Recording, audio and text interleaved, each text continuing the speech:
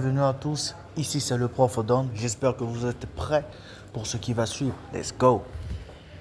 Alors on va commencer avec l'alphabet. Dans l'alphabet turc, il faudrait d'abord retenir que, comme je l'avais dit précédemment, il y a des différences dans la formation des lettres, dans les lettres également. Et dans l'alphabet turc, eux, ils n'ont pas de W ou bien de la lettre Q. Et ils ont plutôt des lettres comme CCD, qui se lit également, le I sans le point, le SCD, bon, le S avec la petite queue, le O avec deux points, le U avec deux points. Et également, j'ai failli oublier, le G avec un chapeau. Voilà. Bon, je ne connais pas les noms de toutes ces lettres-là, comment on les appelle, leurs appellations et tout. Mettez dans les commentaires. Le A. Le A, ça se lit généralement comme d'habitude, comme en français également, ça se lit seulement A. La deuxième lettre, c'est le B. Mais le B, ça se lit B. B, B, B, B. La troisième lettre, le C. Mais chez eux, à la différence, ils ne lisent pas le C comme étant le C, mais le C comme étant J.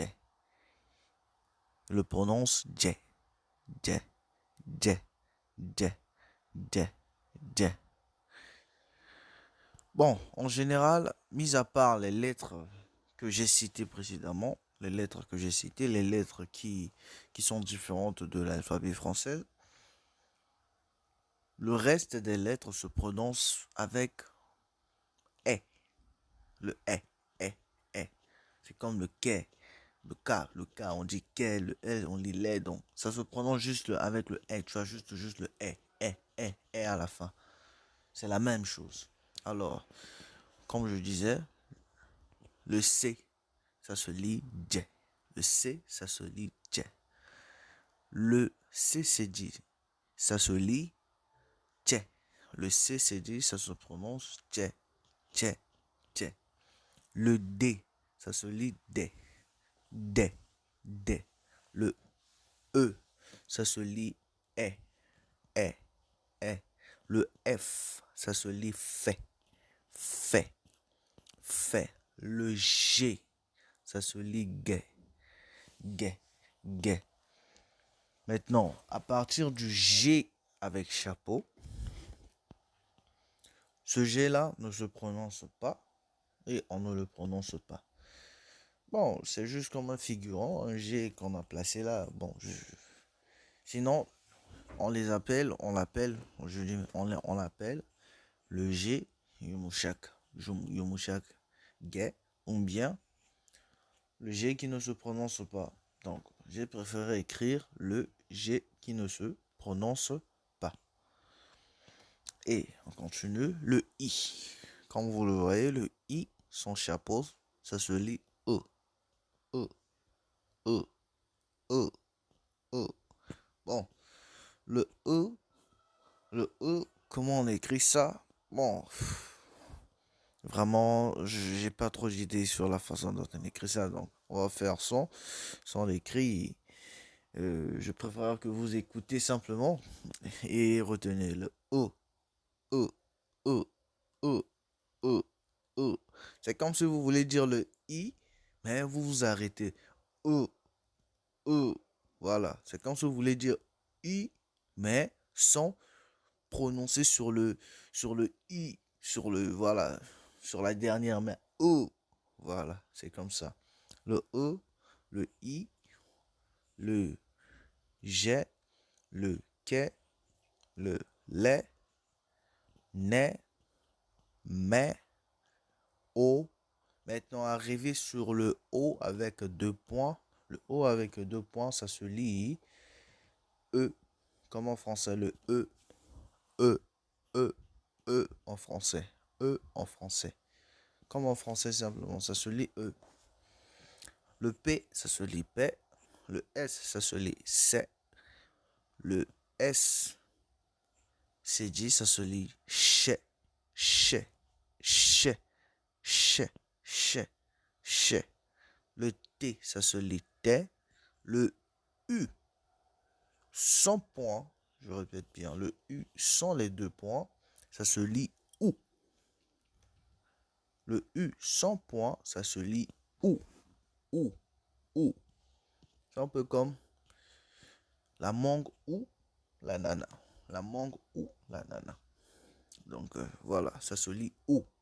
Donc il faut te rappeler que chaque fois que tu vas voir le U sans axe, le U sans les points, je dois le lire OU. Je dois le prononcer OU et non U.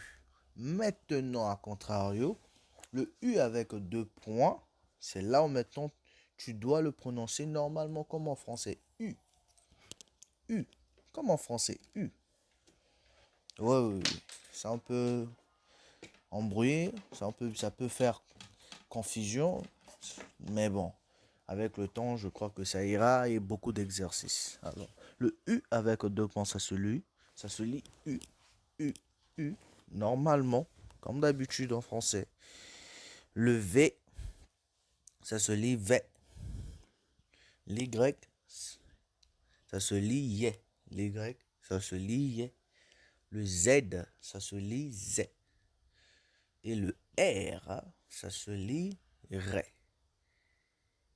Voilà, le R, ça se lit Ré. Ré. Ré. Alors, sans compter cela, dans l'alphabéture également, nous avons les voyelles. Les voyelles, mais qui sont divisées en deux catégories. Nous avons d'abord les voyelles lourdes, qui sont A, E, O, U. Les voyelles lourdes, qui sont A, E, O, U. E, I, E, U. Les voyelles légères. J'ai fait un petit noté bien ici, la première partie. Lourde parce qu'elle se prononce à l'arrière de la bouche. Techniquement, on dit qu'elles sont postérieures. Et légère parce qu'elles se prononcent à l'avant de la bouche. Techniquement, on dit qu'elles sont antérieures. Le ou encore lourde parce qu'elles sont plus accentuées lors de la prononciation. Et légère parce qu'elles sont moins accentuées lors de la prononciation. Bon, ça c'est via ma conclusion. L'exemple. Exemple. On a d'abord 50 problèmes. À partir du il du milieu que le mot est accentué. Le mot bibliothèque. Le mot bibliothèque, par exemple, on va le lire comment? K, ça se lit K. Le comme U. Le T, T. Le U. Le P, ça se lit P. Je crois que j'avais omis d'écrire le H. Bon, là maintenant vous connaissez. Le A. A. Le N. Ne. Le E. Ça se lit E. On peut le lire couramment. Q-tube. Q-tube. Hane. Là, vous voyez bien que non, l'accentuation est placée vers le A. On augmente vers le A. Q-tube. Hane. Si on prend encore l'exemple, comment dire exemple en turc, ça c'est aussi les bases. Örnek. C'est direct, örnek. Merci énormément pour cette première partie. Et je vous attends après le générique.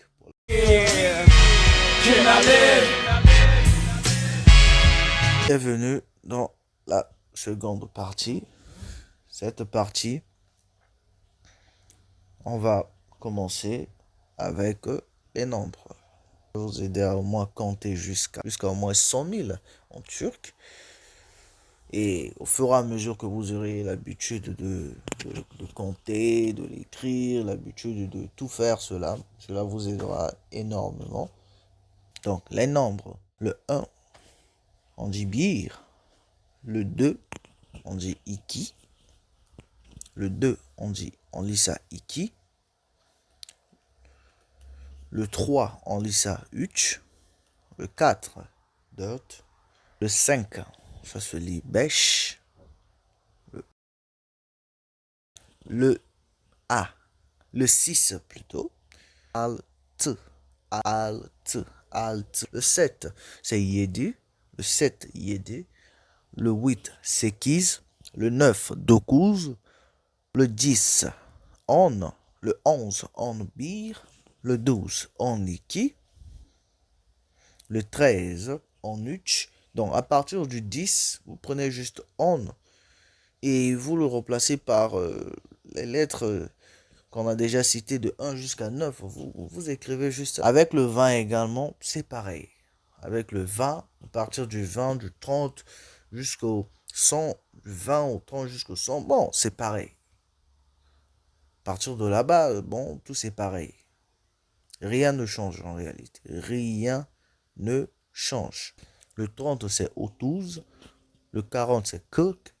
Kirk, Kirk, Kirk, Kirk, Kirk, Kirk. Voilà. Le 50, c'est Eli. Le 60, c'est Altmush. Altmush. Le 70, c'est Yetmush. Yetmush. 80, Sexen. 90, c'est Doksan. Doksan. Doksan. À partir du 100, comme j'ai dit, Doksan, du 20 jusqu'au 90, c'est quasiment pareil, la même chose encore. Doksan bir, doksan iki, doksan üç, doksan dört, 81, 71, 61. Voilà, c'est juste ça. Le 100, c'est use, use. Mais la différence, c'est que 101, le 100, c'est use. Use on bir, c'est juste ça. Grand chose à faire également. Yuziki. Vous prenez juste ça. Le 300, Utus. Utus. Pêche. Utus. Utus. Yed. Voilà, c'est juste ça. C'est juste ça. Dirt. Dirt use. Dirt use bill. 500. Bechus. 600. Alteus. 700. Yedius. 800. Sekisius. 900. Dokusius. 1000. C'est bin. 10 000, c'est on bin. Voilà. On veut dire 10 200. On bin iki use. 100 000 use bin. On va passer maintenant avec les mois. Mois, on commence par décembre. Décembre, c'est quoi déjà? On va commencer par janvier. Janvier, Jack. Février, Shubat. Mars. Nissan. Avril, Maïus, mai, Ekim, c'est octobre. Donc, je vais vous laisser structurer ça. Moi, je vais écrire ça comme ça. Et c'est à vous maintenant de mieux structurer ça selon votre compréhension. Haziran, c'est juin. Mous, c'est juillet. Augustus, c'est août. Elul, septembre. Kassim, novembre. Décembre, Aralık. On reprend ça maintenant en ordre. Ocak, janvier, Şubat, février, mars, Nisan, avril, maïs, mai, Ekim, octobre, Haziran, juin, Temmuz, juillet, Ağustos, août, Eylül, septembre, Kasım, novembre, décembre, Aralık. Aralık, décembre. Les temps. İlkbahar, printemps, sonbahar, automne, yaz, été, kış, hiver. İlkbahar, printemps, sonbahar, automne, yaz, été, kış, hiver. Voilà. Nous allons commencer sur les températures. Alors, concernant les températures, nous avons la première d'abord, chose à apprendre sur les températures. Alors, le chaud, ça se lit sıcak. Sıcak. Le froid, ça se lit soğuk. En prononce, on dit soğuk. Soğuk. Soğuk. Soğuk. Soğuk. Le tonnerre, c'est gök, gürültüsü. L'éclair, bon, il y a plusieurs manières de dire éclair. Şimşek. Ça, c'est une éclair rapide dans le ciel. Genre, paf, voilà.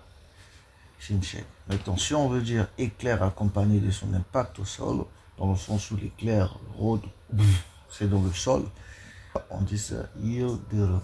Maintenant, si on veut parler par exemple d'éclat de lumière au sens plus poétique, c'est parıltı. Parıltı. Voilà. Grêle, on dit dolu. Grésir, il est en train de grésir, il est en train de grésir. Donc, cela indique une pluie mêlée de neige ou de petites particules glacées, souvent traduites par neige fondue ou neige mêlée de pluie. Ça, c'est pour ceux qui parlent turc, qui veulent apprendre le français. Grêle, dolu, ce sont des petites boules de glace qui tombent pendant un orage. C'est sulu kar. Ou encore karla karışık yağmur.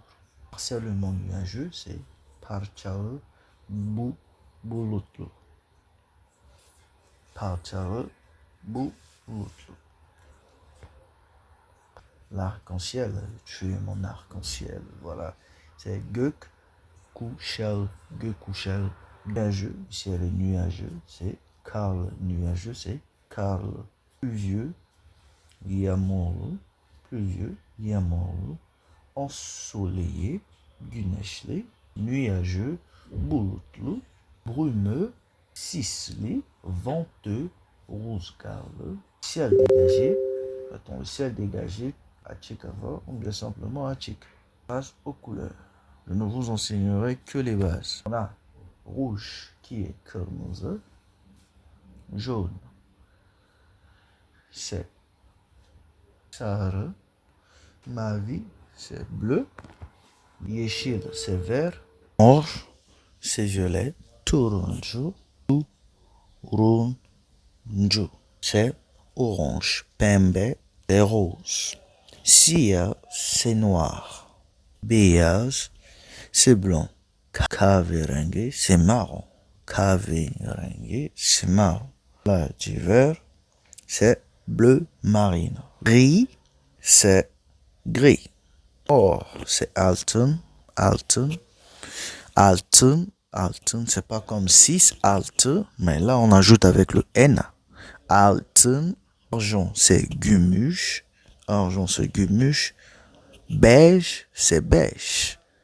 Beige, beige, beige, beige. Voilà. Et concernant, j'ai écrit le notez bien. On note bien. Pour exprimer une couleur foncée, on rajoute koyu et açık pour les couleurs claires. Si par exemple tu veux dire rouge foncé, koyu kırmızı ya da kırmızı koyu, voilà. Koyu kırmızı ya da kırmızı koyu. Ou kırmızı koyu, voilà. Rouge foncé, tu ajoutes koyu. Couleur foncée, ça c'est pour les couleurs foncées, tu ajoutes koyu. Et les couleurs claires, tu ajoutes, et pour les couleurs claires, tu ajoutes açık. Mavi açık, bleu ciel. Mavi açık, bleu ciel. Voilà. Mavi açık, bleu ciel. Sarı açık, jaune clair. Sarı açık, jaune clair.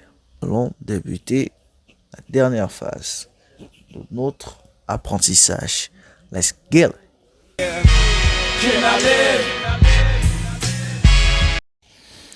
Malheureusement, nous sommes arrivés à la fin, mais on ne peut pas se quitter comme ça. Il reste quelque chose, des choses à apprendre qui seront précieuses. Voilà, et parmi ces choses, nous avons des choses comme comment est-ce que vous vous appelez, est-ce que tu vas bien, est-ce que vous allez bien, d'où venez-vous, ravi de vous rencontrer. Moi aussi, je suis très ravi de vous rencontrer. Voilà. Donc, ce sont ces petites choses-là. Pour dire comment est-ce que vous vous appelez, on dit généralement adınız ne. Adınız ne. On peut dire adın ne. Adın ne. Comment est-ce que tu t'appelles? Adın. Ça, c'est plus avec des amis, des personnes qui sont assez familières. Alors, comme je disais, adınız ne. Comment est-ce que vous vous appelez? Nasılsın? Comment est-ce que vous allez? Nasılsın? Comment est-ce que vous allez? Nasılsın? Comment est-ce que vous allez? Nerelisiniz? Nerelisiniz? Nerelisiniz? D'où est-ce que vous venez? D'où venez-vous? Nerelisiniz? D'où venez-vous? Memnun oldum. Memnun oldum. Memnun oldum.